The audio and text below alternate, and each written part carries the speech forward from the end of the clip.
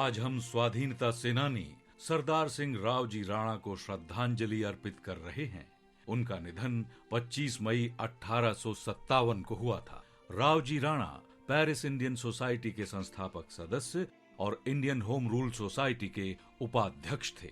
राव जी राणा का जन्म 10 अप्रैल 1870 को गुजरात के काठियावाड़ में हुआ था। हाई स्कूल के दौरान महात्मा गांधी के सहपाठी राव जी राणा ने पुणे के फर्गुसन कॉलेज में पढ़ाई की, जहां वे लोकमान्य तिलक और सुरेंद्रनाथ बनर्जी के संपर्क में आए। वो स्वतंत्रता आंदोलन में शामिल होने के लिए तब प्रेरित हुए जब उन्होंने 1895 में पुणे में इंडियन नेशनल कांग्रेस के अधिवेशन में स्वयं सेवा की।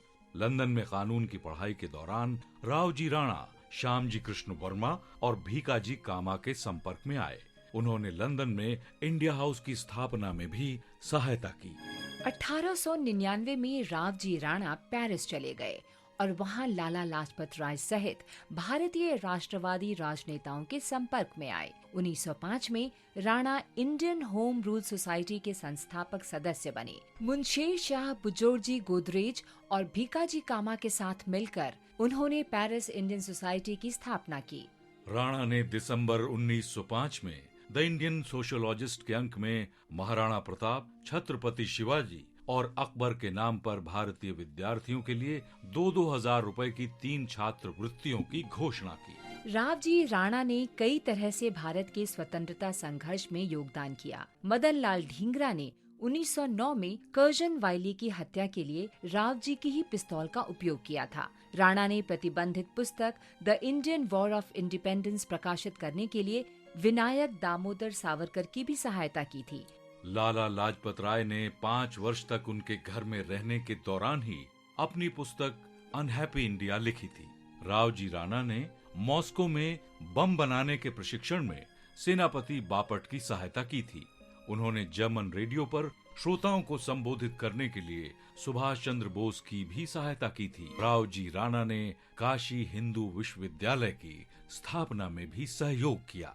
राव जी राणा ने फ्रांसीसी और रूसी सोशलिस्ट आंदोलनों के साथ भी निकट संपर्क बना लिए थे। वे भीकाजी कामा के साथ 18 अगस्त 1907 को स्टटगार्ट में दूसरी सोशलिस्ट कांग्रेस में भी शामिल हुए थे, जहां कामा ने फ्लैग ऑफ इंडियन इंडिपेंडेंस प्रस्तुत किया था। राणा पेरिस से प्रकाशित वंदे मातरम और बर्लिन से प्रकाशित द तलवार में नियमित रूप से लिखते थे, जो चोरी छिपे भारत भी भेजे जाते थे।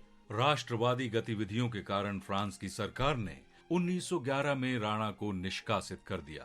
फ्रांस की सत्ता के दबाव में पेरिस इंडियन सोसाइटी की गतिविधियों पर भी रोक लगानी पड़ी और आखिरकार 1914 में निलंबित कर दी गई।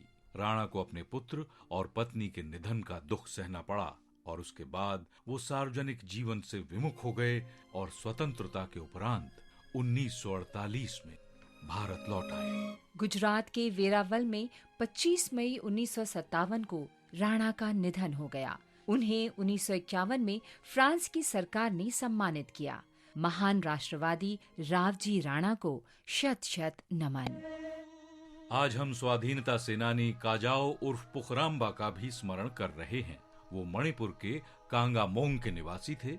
मणिपुर के किले पर ब्रिटिश सेना के हमले के दौरान 24 मार्च 1891 को काजाओ ने ब्रिटिश राजनीतिक एजेंट ग्रिम वुड की हत्या कर दी थी। अंग्रेजों ने काजाओ को गिरफ्तार कर लिया और 25 मई 1891 को किले के पश्चिमी द्वार पर उन्हें फांसी दे दी।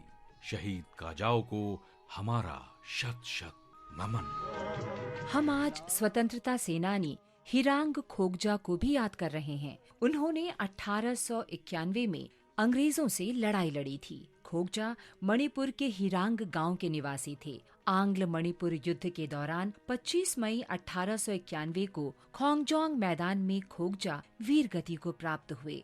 महान शहीद हिरांग खोगजा को नमन।